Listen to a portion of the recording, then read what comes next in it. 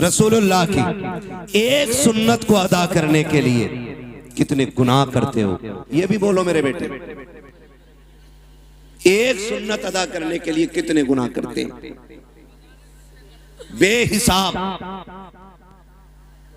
निकाह हुजूर की सुन्नत है और एक सुन्नत अदा करने के लिए क्या क्या न किया। अगर हम आगाज करें जिंदगी का, खुदा सबके बेटों को जवानी दे, बड़ी बात है, इसलिए कि बेटे के सर पे सेहरा देखना ये माँ का सबसे बड़ा ख्वाब है। घर में चांद सी दुल्हन लाना ये माँ का बहुत बड़ा ख्वाब होता है। जब बेटा बाप के कंधे के बराबर खड़ा होता है ना, तो बाप का सीना फख्र से ऊंचा होता है, झुकता नहीं है। बाप का सीना फख्र से ऊंचा होता है।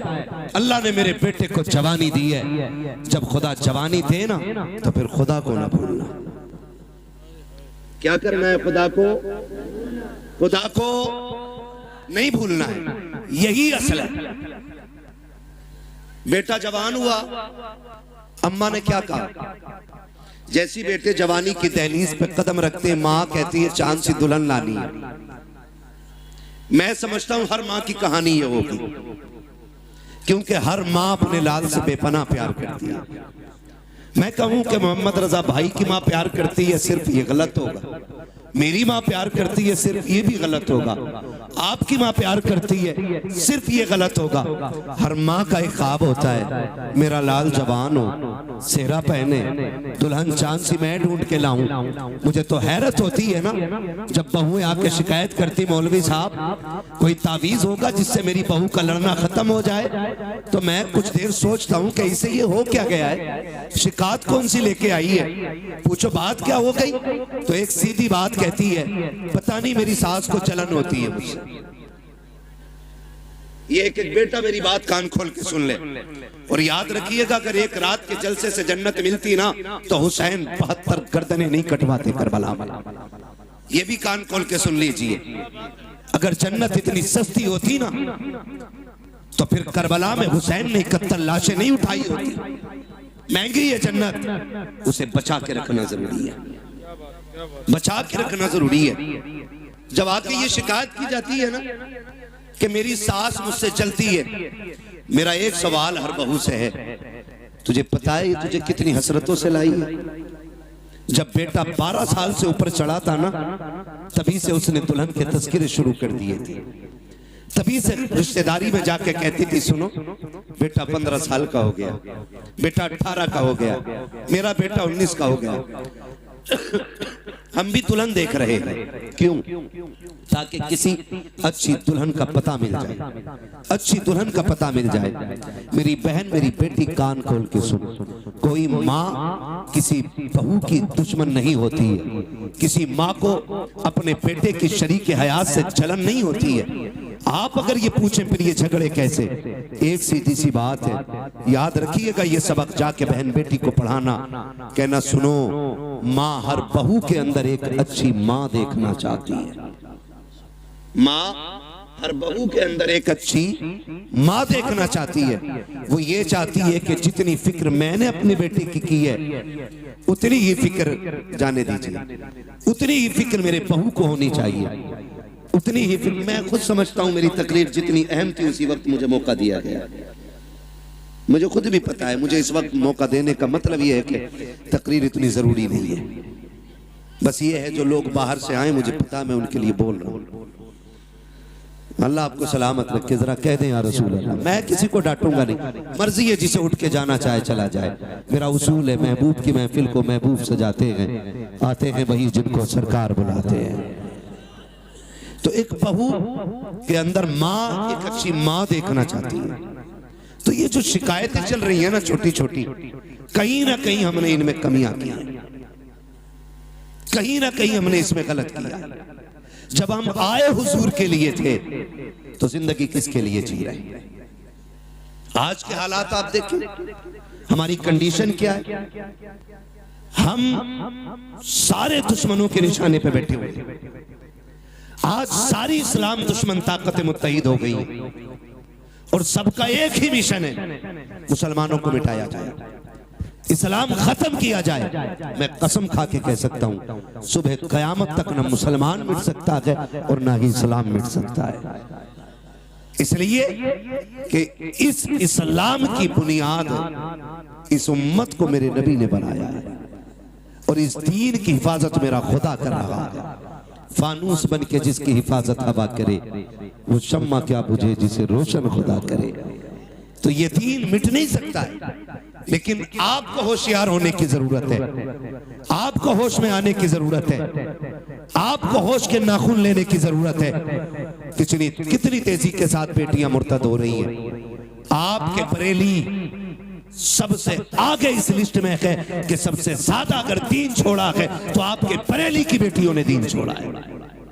मैं खुल के कह रहा हूं, क्या किया हमने उनके लिए, कितनी तहरीकें चलाई, कितनी तंजीमें बनाई, कितनी कमेटियां बेटियों की हिफाजत के लिए बनाई गई।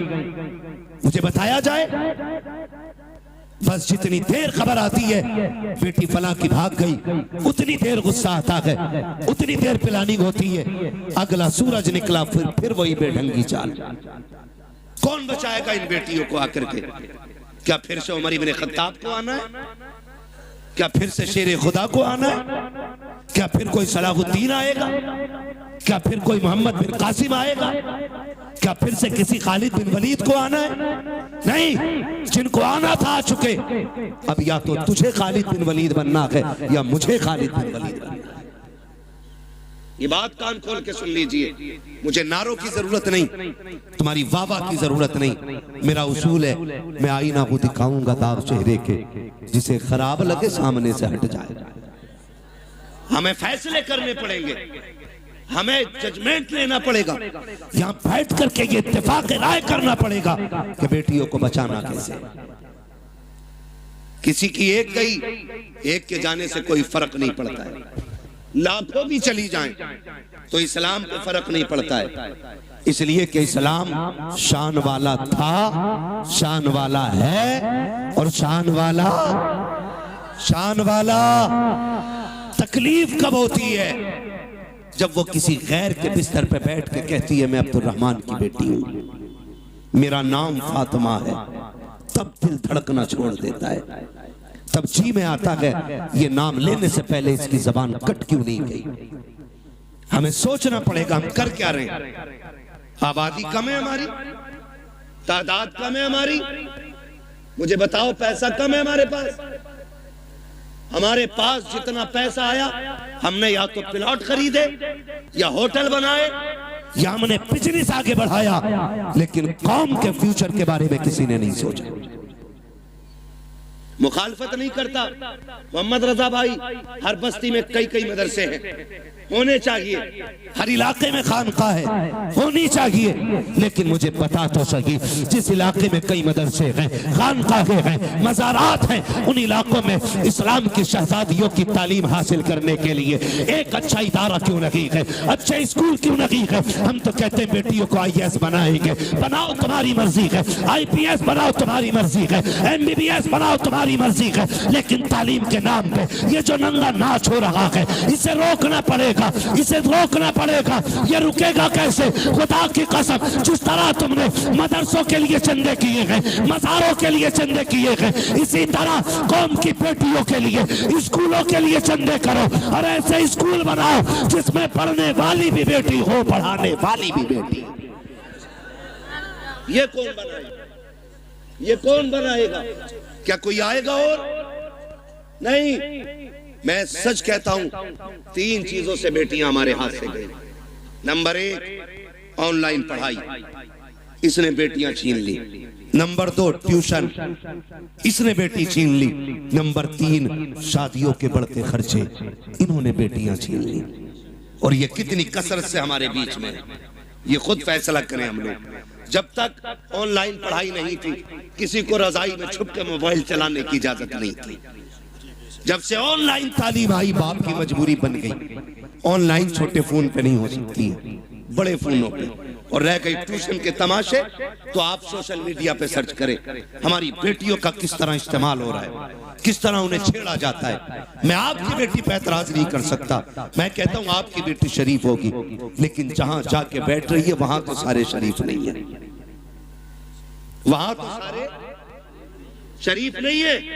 और इस तरह मिजाज बनाया गया, दो लड़कों के बीच में एक लड़की बैठाई जाती है और अब्बा कह रहा शुक्र है बेटी IAS हो रही है, बेटी IPS हो रही है। मैंने पहले कहा मैं तालीम का मुखालिफ नहीं, तरीक़े तालीम का मुखालिफ हूं। जिस तरीके से बेटियां पढ़ाई जा रही हैं, हम अपनी कौम को एक स्कूल न दे सके, एक कॉलेज न दे सके जिसमें पढ़ने वाली भी बेटी होती, पढ़ाने वाली भी बेटी होती। आए दिन तमाशे होते रहते हैं, कोई कहता मौलाना कुछ करो, क्या करना है, फला स्कूल के बाहर बच्चियों का नकाब उतरवा दिया गया, फला स्कूल के बाहर दुपट्टे उतरवा दिए गए। मैंने कहा मौलवी अकेला क्या करेगा, जब तक कौम जिम्मेदारी नहीं संभालेगी। एक मौलवी क्या क्या करेगा, जलसे भी संभाले, मदरसे भी संभाले, मस्जिदें भी संभाले, खानकाहे भी संभाले, महफिलें भी संभाले, इलाके भी संभाले, जिम्मेदारी स्कूलों की भी। मौलवियों के सर डालना चाहते हो, निकलो कमाई के चक्कर से, थोड़ा सा आगे बढ़ के ऐसे स्कूल बना दो ताकि किसी की जरूरत ना हो, कोई तेरी बेटी का नकाब उतार सके, कोई उसके सर से दुपट्टा उतार सके। उससे कह दो बेटी भी हमारी है, स्कूल भी हमारा है, तालीम जो भी होगी कनीज़े फातिमा ज़हरा बना के बेटी पढ़ाई जाए।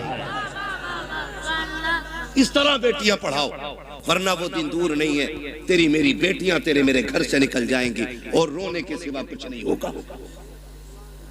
और ये बेटियां जो हाथों से निकल गई, इसकी सबसे बड़ी वजह है बाप और भाइयों का नशेड़ी और शराबी होना। सुन लो कान खोल करके, मुझे मतलब नहीं है दोबारा बुलाया जाए या ना बुलाया जाए, ये सबसे बड़ी वजह है। जब बाप या भाई शराब के नशे में धुत पड़ा रहेगा तो घरों की रखवाली कौन करेगा। हम कहां गिर गए, पार्टी के नाम पे शराब, दोस्तों की दावत के नाम पे शराब, बिजनेस में फायदा हो गया उसके नाम पे शराब। अब तो शादियों में शराब चलने लगी। किसकी नजर लगी इस कौम मुस्लिम को, मैं पूछना चाहता हूं। किसकी नजर खा गई कि हमारी कौम तबाही की तरफ जा रही है। हुआ क्या है हमें, खुदारा संभालो अपनी नस्लों को, वरना मुसलमान कहते हुए गैरत आएगी। डॉक्टर इकबाल ने बहुत पहले कहा था, यूं तो सैयद भी हो, मिर्जा भी हो, अफगान भी हो, तुम सभी कुछ हो, बताओ कि मुसलमान भी हो। आज कौन सा झगड़ा नहीं है, कोई कह रहा मैं पठान हूं, कोई कह रहा मैं अंसारी हूं, कोई कह रहा मैं शेख हूं। यही झगड़े रह गए थे, कोई दूसरा काम नहीं बचाता। और भाई सुन कान खोल करके, किसी पठान को कोई अजमत और रिफात हासिल नहीं है, किसी खसाब को कोई अजमत हासिल नहीं है। खुदा की कसम, अल्लाह के नजदीक सबसे ज्यादा इज्जत वाला वो होता है जो सबसे ज्यादा तकवे वाला होता है। अगर नाज करना है, सजदों की कसरत पे नाज करो, कुरान की तिलावत पे नाज करो, अपने आप को देखो, मुहासबा करो, आईने के आगे खड़ा कर और पूछ तो सकी कितनी रातें ऐसी गुजरी है जिसमें तुमने खुदा को मनाया है, कितनी रातें ऐसी गुजरी है जिसमें रब को राजी किया है। अगर एक रात भी ऐसी नहीं है तो हंसने का मौका नहीं है, खुश होने का मौका नहीं है। एक रात ऐसी निकाल लो कि जब दुनिया सोती हो तू मुसल्ले पे आ जा, अपने रब को रो के दिखा दे। खुदा की कसम, तो आंसू गिराना तेरा काम है, जन्नती बना देना खुदा का काम। लेकिन हम तो डांस भी करते तो नात के नाम पे, शादियों के नाम पे शराबें। कह रहा हमें पढ़ाता, कह रहा मौलवी साहब तुम्हें नहीं पता है बियर में नशा नहीं होता, एनर्जी ड्रिंक है वो, आग लगे तेरी एनर्जी में। अगर ताकत लेनी है तो वो खजूर खा जो हुजूर के मदीने से आई हो। हाँ, इससे ज्यादा ताकत शराब। इन्होंने हमारी कौम का बेड़ा गर्क कर दिया। नौजवान अक्सर इधर जा रहे, खुदारा निकले इन चीजों से। शराब मेरे नबी ने हराम कही तो हराम है, मानते हो कि नहीं? शराब शराब इतनी जोर से कहो कि जो पीते हो उन तक आवाज पहुंचे, शराब शराब। और जिस चीज को मेरे नबी ने ठुकरा दिया, कोई माई का लाल उसे हमारे होठों तक नहीं ला सकता है। हाँ, हुजूर के गुलाम हम आज जबान कह रहा बियरी तो है, मार दी एक दो गिलास, बेड़ा गर्क हो जाएगा, कोई मसला नहीं ना बेटे ना। वो इसलिए कह रहे बेटे, वो देख रहे, तुमसे कोई तकलीफ नहीं है भाई, तुम बैठो बैठो। हाँ, तवज्जो है सारे लोगों की? बेटे नहीं लिया तो तू तकलीफ कर ले, मैं कर, तवज्जो है ना सारे लोगों की? शराब डूब गए इसमें जाकर के। याद रखिएगा, शराब पीने वाला ना अच्छा शोहर हो सकता है, ना अच्छा बाप हो सकता है, ना अच्छा भाई हो सकता है, ना अच्छा बेटा हो सकता है। और याद रखिएगा, मुआशरे की एक बीमारी का नाम शराबी है।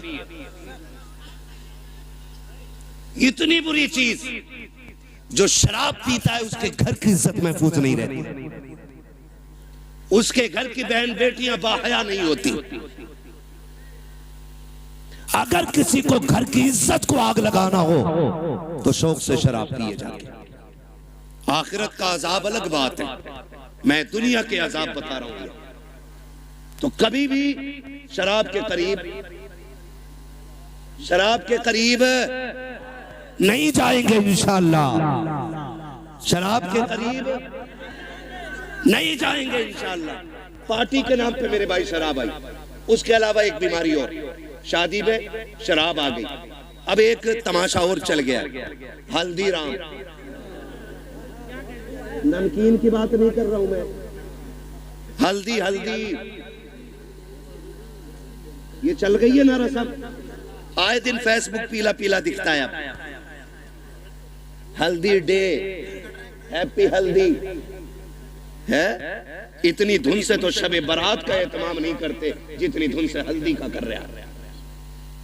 यूं तो सैयद भी हो, मिर्जा भी हो, अफगान भी हो, तुम सभी कुछ हो, बताओ कि मुसलमान भी हो। क्यों लगती है हल्दी भाई? गोरा होने के लिए भैंस को 4 दिन हल्दी में डुबा के रख, काली की काली रहेगी, वो गोरी। तूने हल्दी क्यों लगाई? हाँ, इमाम साहब ये बात बोल देना, इनका हिसाब करो, मेरे लल्ला की शादी से जल गए। क्यों इन पे लल्ला नहीं है? ये कंडीशन होती है। असल में बात क्या है ना, लोग उन्हें धुन से सुनते हैं जिन्हें पैसा देना पड़ता है। जो महीने के 10,000 लेता तो उसकी बात भी नहीं सुनते। ये भी कड़वी सच्चाई है। कभी ये सोच रहे हो कि अपनी जमात के खिलाफ ना, मैं जानता हूं। तो ये कंडीशन हल्दी की, हल्दी इसलिए लगती है ना कि गोरा हो जाए। गारंटी है मेरी जात, जिसकी शादी हो ना उसे 4 दिन हल्दी ना लगा, 10 दिन एतकाफ की नियत करा के मस्जिद में बैठा दे, कुरान और तस्बीह दे दो और उससे कह तुझे दुनिया की बात नहीं करनी। अल्लाह की इज्जत की कसम खा के कहता हूं, अगर 10 दिन में चेहरे पे निखार ना आ जाए तो नाम बदल देना। जो चीज थी हमारे पास वो खत्म हो गई। हल्दी अकेला एक की शादी थी तो 4 पीले बने घूम रहे, सारे मेंढक लग रहे है ना। 4 लड़कों ने पहने, कहा ये कौन है? कहा मेरा कजिन है। ये कौन है? फ्रेंड है। ये कौन है? फला से। ये कौन है? फला। इसने हल्दी क्यों लगाई? कि मुझे देखा। इसने हल्दी क्यों लगाई? कि इसने इसे देखा। हमने हल्दियों के तमाशे इतने कर दिए, हम शरीयत भूल बैठे, 3 बसे पुश्त डाल दिया। क्या इसी को इस्लाम कहा जाता है? खुदा के वास्ते सुधर जाओ, वरना कौम को तबाही से कोई नहीं बचा सकता है। क्या तमाशे हल्दी के नाम पे नहीं हुए? खुदा की कसम, हल्दी पे देखो तो सही, हाथों में घुनघुने बांधे गए। जिन मर्दों मर्दों को कुछ पहनने की इजाजत न की। उन्होंने हाथों में गुनगुने पहने, गले में भैंस वाली जंजीर पहनी। क्या हो रखा है? कैसे इज्जत बढ़ती है, शान बढ़ती है। खुदा की कसम खा के कहता हूँ, जिसको दाढ़ी भारी लगती हो उसके सोना पहनने से इज्जत नहीं बढ़ती है। अगर इज्जत बढ़ानी है, सोने को ठोकर मार, दाढ़ी को सीने से लगा। सोना देख करके बेवकूफ इज्जत करेगा, दाढ़ी देख करके खुदा के फरिश्ते इज्जत करने लग जाते हैं।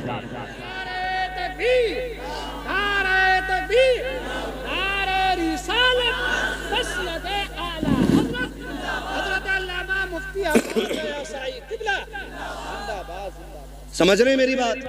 हल्दी करोगे से बंद करो हल्दी सल्दी, जितनी तूने लगाई है इतने में 4 लोगों का खाना बन जाता। क्या तरीके ये? इस्लाम ने 5 वक्त वुजू का तरीका दिया था। तुझे वो देखे मुंह नहीं निखारा जा रहा, हल्दी लगा के पीला हो रहा है, हल्दी लगा के। और कम लड़कियां नहीं, अब्बा दे रहा 15,000, ले ब्यूटी पार्लर चली जा। कहां? ब्यूटी पार्लर अब्बा भेज रहा है। अब्बा ये भुएं कटवाई जाती है, ये पूछो इन उलमा से, एक बाल तक उखेड़ना हराम है। एक बाल तक तमाशे हो गए, हद हो गई। जन्नत न तेरे बाप की है न मेरे बाप की है। जन्नत इतनी सस्ती होती ना तो ज़ैनब ने लाशों पे घोड़े देखते हुए दौड़ते घोड़े देखे, लेकिन सर से चादर नहीं सरकने थी। सगे भाई के बदन पे घोड़े दौड़े, सैयदा ज़ैनब ने पर्दा नहीं छोड़ा। देखो तो सके अकबर की लाश सामने थी, लेकिन पर्दा नहीं छूटा। बेटों की लाश पे घोड़े दौड़े, पर्दा नहीं छूटा। तेरी बेटी ने गैर के जाके आगे अपने कपड़े उतार दिए, दुपट्टा हटा दिया। का इतना सजा दे, एक रात की दुल्हन बन सको। मैं कहता हूँ मेरी बहन कान खोल के सुन ले, इस महकम से एक रात का हुस्न आता है। अल्लाह वाली बन जा, कयामत के दिन अल्लाह इतना हसीन बनाएगा कि हूरे तेरे हुस्न को देख के रश्क करती नजर आएगी। और नतीजे मेकअप कितने में होता है? अरे पैंट कितने में होता है ये बताओ, सीधी बात। कितने में हो जाता? 10,000, 5,000, 15,000, जैसी क्वालिटी चाहिए। अब तो सब में बन गई है ना। अच्छा उसूल क्या है? दूल्हा बनते तो क्या रकात पढ़ते?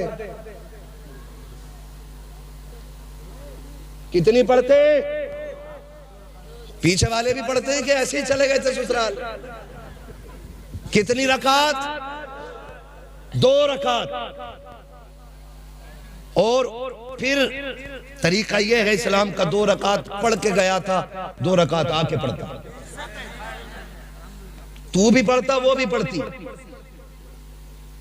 लेकिन वो इसलिए नहीं पढ़ेगी कि वुजू करना पड़ेगा।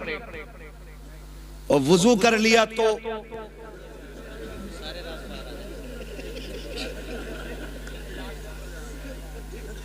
मसला पुट्टी छूट जाएगी। बच्चा कह रहा अगर वुजू कर लिया तो पुट्टी छूट जाएगी। ये राज सारे ही जानते हैं। हाँ, अब नुकसान जानते हो? जब पहली रात देखा था तो लग रही थी परी की बच्ची, अगले दिन जब देखा ना तो लग रही थी चुड़ैल की बच्ची। इसके नुकसान आप जानते? इंसान की नजर में जो चेहरा समा जाता फिर उसको उसी चेहरे से मोहब्बत होती है। अगर वो बदल जाए तो मोहब्बत कम हो जाती है। यही वजह है जो तलाक कसरत से हो रहे हैं। याद रखिए, यही वजह है जो तलाक कसरत से हो रही है। ए मेरी बेटी खातून जन्नत के दर की कनीज कहलाने वाली, जरा सोच तो सकी, तुझे रब ने बाहया बनाया था। तेरी गोद में सलाहुद्दीन आया, तेरी गोद में खालिद बिन वलीद आए, तेरी गोद में उमर इब्न खत्ताब आए, तेरी गोद में अबू बकर सिद्दीक आए। तू नबी तो ना बन सकी, लेकिन नबियों को जन्म देने का शरफ तुझे दिया गया है। तू नबी तो ना बन सकी, लेकिन नबियों को तूने गोद में लेकर लोरियां दी है। रब ने तुझे बड़ा मकाम बख्शा था, बड़ी इज्जतें अता आती थी, आज क्या हो गया है, तेरी गोद में आने वाला डांसर तो हो रहा है, कुरान का कारी नहीं हो रहा है, तेरी गोद में आने वाला बदमाश तो हो रहा है, लेकिन नबी के दीन का आलिम नहीं बन रहा है। क्या हो गया है, क्या जात बदल गई है या तरीके बदल गए हैं? ए मेरी कौम के शहजादी हो, आज भी औरत हो, कल भी तुम औरत थी, आज भी तुम्हारी गोदों में आ रखे हैं बच्चे, कल भी तुम्हारी गोद में बच्चे आते थे, लेकिन फर्क है आज शादी से एक दिन पहले बेगैरती की चादर ओढ़ के गैरों के सामने चेहरे खोल देती हो, खुदा की कसम। लेकिन कल की औरतों का उसूल ये था, हजरत मौलाए कायनात मौला अली का दौरे खिलाफत है, इस्लाम के शहजादी ज़कात के साथ गुजर के जा रही है, रास्ते में एक नौजवान गुजरा, हवा का झोंका आया, उसने बच्ची के चेहरे से नकाब उड़ा दिया, न बच्ची ने नौजवान को देखा, न बच्ची को देखने की खबर है। जैसी कपड़ा हटा, झोंका आया, उस नौजवान की निगाह उस लड़की की आंखों पे पड़ जाती है, इतनी खूबसूरत आंखें कि दिल दे बैठा। घर आया, खातिमा को बुलाया, कब बता तो करो फला खातून कौन है, कहाँ की रहने वाली है, उसकी आंखें इतनी खूबसूरत है। खातिमा ने पता लगाया, कहा फला की बेटी है, फला घर में रहती है। उसने कहा उस तक मेरी शादी का पैगाम पहुंचा दो। कोई बदतमीजी नहीं, कोई बदमाशी नहीं, कोई चैटिंग, कोई कॉलिंग नहीं है, सिर्फ एक बार देखा है, आंखों पे दिल आ गया, पैगाम भेज दिया है रिश्ते का, कहा मैं उससे निकाह करना चाहता हूँ। खातून गई जाके कहती है बेटी फला नौजवान मुझसे निकाह करना चाहता है। बच्ची ने कहा था वो मुझसे निकाह क्यों करना चाहता है, कहा वो तेरी आंखों का आशिक बन बैठा है। कहा उसने मेरी आंखें कहाँ देखी, कहा तू कल चौक में जा रही थी, हवा के झोंके से दुपट्टा हटा, उसकी निगाह तेरी आंखों पे पड़ गई थी। ए बेटी वो तेरी आंखों का दीवाना बन बैठा है। उसने कहा माई ठहर अभी आती हूँ। अंदर गई, जब बाहर आई है एक हाथ में चाकू था, दूसरे हाथ में तश्त में रखी हुई आंखें हैं। उसने कहा माँ ये जाकर के आंखें उस नौजवान को दे दीजिए। औरत ने देखा चेहरे पे खून बह रहा है, तश्त में रखी हुई आंखें हैं। कहा बेटी हाँ ये क्या कर दिया, कहा जाओ जाके नौजवान को दे दो और उससे कह दो तेरी निगाह इन आंखों पे पड़ गई है, मुझे कयामत में खातून जन्नत के सामने जाना है। अगर इन आंखों की वजह से उनके सामने शर्मिंदगी उठानी पड़ी तो मेरे जीने का मतलब खत्म हो जाएगा। कामनी ये आंखें इसलिए निकाल दी है कि जिन आंखों की वजह से आका के सामने शर्मिंदा होना पड़े, मुझे उन आंखों की कतई जरूरत है कि नहीं। जिंदाबाद जिंदाबाद, सुभान अल्लाह सुभान अल्लाह। इस्लाम की शहजादियां, और आज जाकर के कपड़े उतार दिए, दुपट्टे हटा दिए। क्या उम्मीद रखते हो ऐसी औरतों की गोद में सलाहुद्दीन आएगा? क्या हो गया? तरीके बदल गए, जमीनो जमा तुम्हारे लिए, मकीनो मकान तुम्हारे लिए। हम मसलक आला हज़रत के नाम पे नारे टटके लगा लेते। कौन है मसलक आला हज़रत पे बताओ, कितने हो? उनकी जिंदगी हम देखें और फिर अपनी जिंदगी देखें। कोशिश करें अल्लाह हमें आला हज़रत के तरीके पे चलाए। हाँ, समझने की भी जरूरत है और पढ़ने की भी जरूरत है। माफ कीजिएगा, कुछ लोग मिजाज बनाए बैठे हैं, जन्नत तो मिल ही रही है। इमाम गजाली जैसा सूफी जिसकी आज तहरीर पढ़ो तो लगता है दिल सीना चीर के बाहर आ जाएगा। मुकाशिफतुल कुलूब पढ़ने बैठ जाओ तो रोंगटा रोंगटा खड़ा होता है। जिसकी तहरीर में इतना असर है उसकी जात में कितना असर होगा। लेकिन जानते उन्होंने क्या कहा था? कहते एक फिक्र चैन से सोने नहीं देती। कौन सी फिक्र? कहा कि ये डर लगा रहता है पता नहीं ईमान पे मौत आएगी कि नहीं। है कोई जिम्मेदारी, है कोई गारंटी? इमाम गजाली जैसी शख्सियत कहती है कि डर लगता है पता नहीं ईमान पे मौत आएगी कि नहीं आएगी। कहते हैं काश कोई ये खुशखबरी दे दे कि जहन्नम में जिसे सबसे आखिर में निकाला जाएगा और निकाल के जन्नत में डाला जाएगा गजाली वो तू होगा। कहते हैं खुदा की कसम हंसते हंसते जिंदगी गुजार गई। ना हम गजाली हैं, ना हम सूफी हैं, सही से पक्के मुसलमान भी हम नहीं हैं, और बेफिक्री इतनी कि डर कोई नहीं है। खुल के गुनाह चल रहे हैं, डट के चैलेंज के साथ। हुजूर निकाह तुम्हारी सुन्नत है, डांस जरूर करेंगे हम, डीजे जरूर बजाएंगे हम। बताओ कौम का बेड़ा गर्क होने को है और मेरी कौम के बेगैरतों को डीजे बजाने से फुर्सत नहीं। मैं उन्हें गैरतमंद कहता ही नहीं जो बेटे के निकाह पे, भाई के निकाह पे, अपने निकाह पे डीजे बजाएं। गैरत क्यों नहीं आती है? निकाह करते वक्त तुझे हुजूर की याद क्यों नहीं आई? मुझे बताया जाए। और ये डीजे बुढ़िया बुढ़िया तुम्हारे यहाँ भी होती है, वो औरतें जिनके बाल सफेद हो जाते, अगर ढोलक ना आवे ना 7 दिन पहले तो कह रही लगी ना रहे अब बिहाव अल्लाह का। गफूरन तू बुला मजीदन तू मगा बजा। इसके पैर कब्र में लटक गए और इसे बिना ढोलक के मौज ही नहीं आ रही। 3 बजे खीले लेके लौट रही है ढोलक में से, और इससे ईशा की पढ़ने कहते तो कहते घुटने काम ना करते। मुसल्ले पे उठा नहीं जा रहा इससे, और नाली ऐसे कूदती चली जा रही है जैसे हिरन जा रहा है। ये कंडीशन है। जिन हाथों में जिस उम्र में तस्बीह होनी थी उनमें ढोलक है।